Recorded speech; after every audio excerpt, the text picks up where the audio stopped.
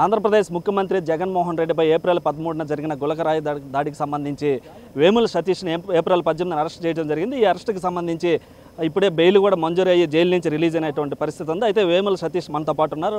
అబ్బాయిని అడిగి మరిన్ని విషయాలు తెలుసుకుందాం. అసలు ఏం జరిగింది, ఏంటి అసలు ఆ రోజు నిన్ను ఎందుకు అరెస్ట్ చేయాల్సి వచ్చింది, ఆ రోజు ఏప్రిల్ 13న నైట్ 12వ తేదీ నైట్న ఏం జరిగింది, అసలు ఏంటి విషయం? మేమైతే మా ఫ్రెండ్స్ మేము ఆరుగురం మేము ఆర్చి దగ్గర కేక్ కటింగ్ చేసుకున్నాం. అయితే ఇంకా మా ఫ్రెండ్స్ బాంబులు పేల్చి చద్దానికి పోలీసులు ఆరుగురు వచ్చి వెళ్ళిపోండ్రు అని అరిసేపాటికి మేము వెళ్ళిపోయాం సార్. తర్వాత 2 రోజుల తర్వాత పనికి వెళ్ళి వచ్చి ఇంట్లో పనుకుంటే నైట్ 11ంటికి వచ్చి గంజాయి తాగిండ్రు అని ఎవరో కేసు పెట్టారని చెప్పారు సార్. అలా అని చెప్పి ఇంటికి తీసుకొచ్చి సీఎం కేసులు ఇరికిచ్చారు సార్.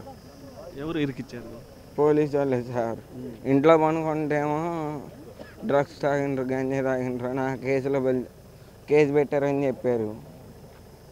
తీసుకొచ్చి కేసులు ఇరికిచ్చారు. అయితే వేరే వాళ్ళ ప్రోద్బలంతోనే వేరే వాళ్ళు చెప్తేనే చేసావని చెప్పి కూడా పోలీసులు వాదనలు వినిపించారు. అసలు వేరే వాళ్ళు చెప్తే చేశారా లేదనంటే అసలు దీని విషయంలో నీ పాత్ర ఉందా? అసలు మేము కొట్టలే, మా తెలియదు సార్ ఆ రాయి గురించి.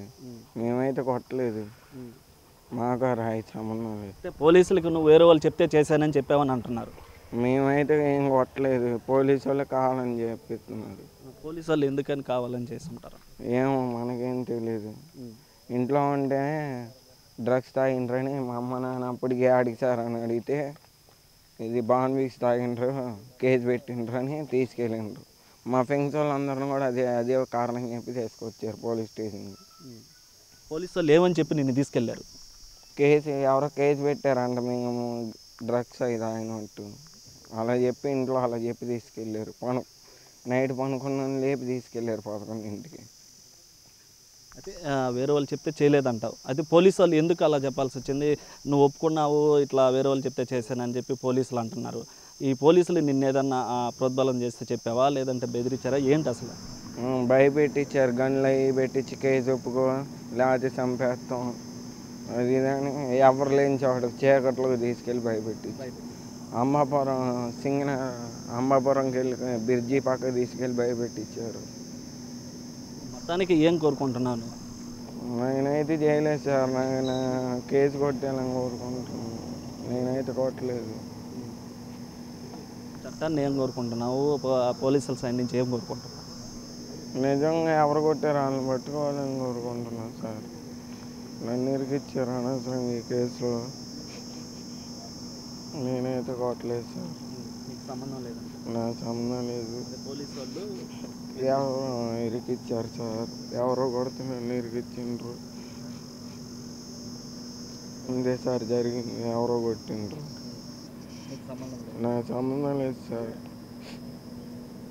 అయితే మొత్తం మీద కూడా ఇటు తెలుగు రాష్ట్రాల్లోనే అన్నిట్లో కూడా ఇటు సంచలనంగా మారినటువంటి జగన్పై గులకరాయి దాడి ఏదైతే ఉందో దానికి సంబంధించి వేముల సతీష్ అరెస్ట్ చేయడం జరిగింది. ఆ సతీష్ కూడా బెయిల్ మంజూరు చేశారు. అయితే ఆ సతీష్ కూడా చెప్తున్నది ఏంటంటే ఇటు ఆ కేసుకి సంబంధించి పోలీసులు బెదిరిస్తేనే నేను ఒప్పుకున్నాను. ఆ రోజు చీకటమైనటువంటి ప్రాంతానికి తీసుకెళ్ళి ఆ ప్రాంతంలో నన్ను గన్నులు పెట్టి బెదిరిస్తే నేను ఒప్పుకోవడం జరిగింది. అయితే ఈ కేసుకి నాకు ఎలాంటి సంబంధం లేదు. అక్కడ ఉన్నటువంటి ఆ ప్రదేశంలో టపాసులు కాల్చుకుంటూ ఇటు ఆ రోజు బర్త్డే సెలబ్రేషన్ అయితే జరుపుకున్నాము. దాన్ని ఆధారంగా తీసుకొని పోలీసులు కూడా అరెస్ట్ చేశారని, పోలీసులు బెదిరిస్తేనే ఈ యొక్క కేసును కూడా ఒప్పుకోవడం జరిగిందని చెప్పి కూడా వేముల సతీష్ చెప్తున్నటువంటి పరిస్థితి. కెమెరామ్యాన్ మనోజ్తో సురేంద్ర, బిగ్ టీవీ, నెల్లూరు కేంద్ర కారాగారం నుంచి.